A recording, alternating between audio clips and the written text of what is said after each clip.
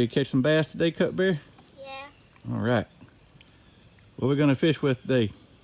Spinnerbait and Jerk bait? yeah. And if those don't work, we're gonna try to worm, huh? We're gonna go out here. There's a little creek channel right out here. We're gonna fish the edge of these lily pads on the edge of that creek channel. We're gonna try some isolated cypress trees. Maybe we're starting to get some of the bass, some of the shad moving up in here, coming up the creek. Maybe we can get some big bass stacking up on these trees a little bit. We'll see how it goes. Ready to get them? All right. All right, so Kutbear got his first fish. And we were trying to fish off of a spinner bait at first, and they weren't biting, and so what'd we do, Caleb? We got a worm and threw it on lily pads and let it drop. That's right, we slowed it down a little bit, and within 2 casts, Caleb caught a fish. So we're gonna keep trying to worm for a little while and see how that works. We're using a kind of a watermelon colored worm with a red sinker Texas rig, and we got our first fish. So you can release him.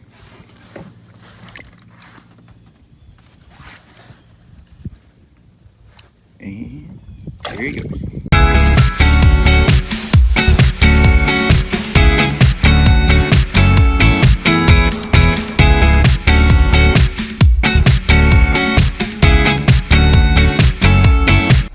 Kutbear and I had a kind of a tough day on the water today.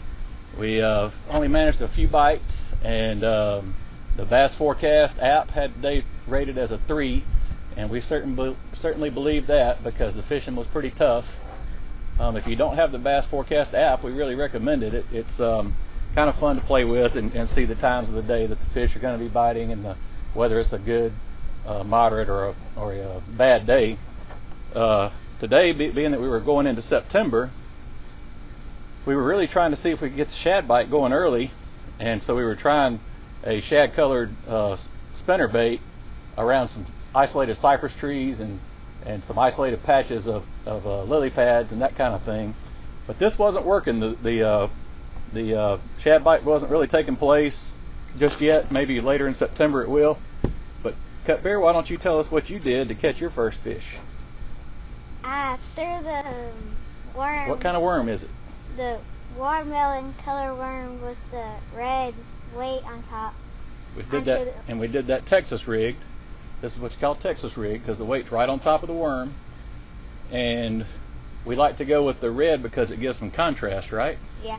To the green. And so the fish seem to like that red bullet weight on there when we're fishing Texas rig to give a little bit of contrast. But how did you fish that? I threw it on the lily pads and let it drop off the edge.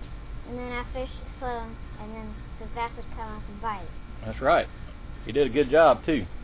So yeah, this was the ticket today, to slow down, not try to fish too fast with any kind of rattle traps or anything like that. We didn't stay on the water too long. It was really getting hot today. It hasn't really started cooling off enough yet to get that fall pattern going.